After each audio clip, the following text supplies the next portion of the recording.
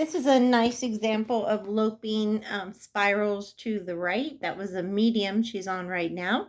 She is staying two hands, but I like that she's looking a quarter turn ahead, sitting deeper for the smaller one, and give and take with her hands. And that is the key. That's back to the medium there. And then she's heading out to large, and we're going to go ahead and finish that out. And notice when he stopped this time, she sat and her hands were lighter, and then backed him a couple steps after that and petting.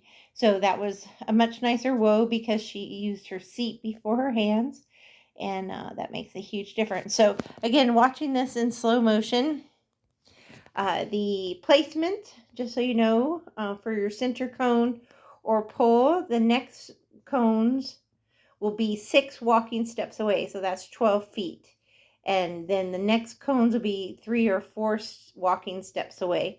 So that way you can do a 10-foot circle, and then the next one will go between the cones, and the large will go outside the cones. And that is the goal. So starting on the large, and you'll go same size all the way around. I can't because my screen is rectangular, so it doesn't quite look circular. But, and then you, after you do 4 quarter turns, then you go medium 4 quarter turns, and then you go small 4 quarter turns, then back to medium, and then back to large, stop, rest.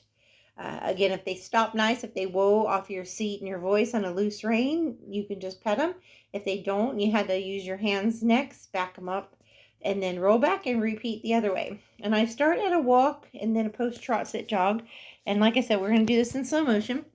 You can see her trying to keep her heels down and sit on her pockets. And it's more really not so much heels down as much as kind of keeping your knees open, keeping some weight in your stirrups, trying to keep your shoulders back with your hips, and tucking your seat bone as the circle gets smaller. Her hands are even, or she has a little bumping action. 2 hands if she needs more collection. 1 hand if she needs a little more lateral flexion. But 2 hands when she wants more vertical collection. So the inside hand to guide him into the smaller circle worked nicely. Front and back feet need to stay on the same tracks. She should be able to guide his nose to the inside by just enough to see the eye or nostril, keeping the shoulder picked up with that inside hand and inside leg. The rib cage will stay soft with that inside leg. And then if she needed to engage the hip to keep him loping, she'd use outside leg. But he's pretty forward and not having a problem with staying going.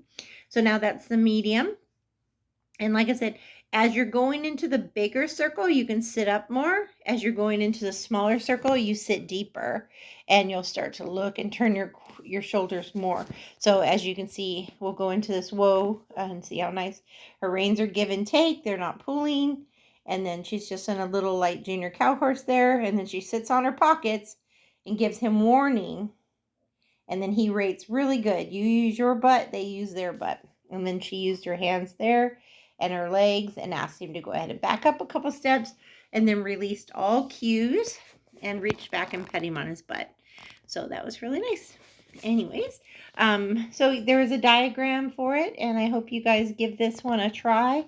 The TLC Spirals is great for balance, collection, transitions, speed control, lateral bend, and like I said, just teaching a horse to have extended and collected strides off the lightest cues possible. And it can be good for fluidity for the lazy horse. It can be good for rate and collection for the free runner. So, and this is beautiful Izzy and Sniper as our models there. Thank you.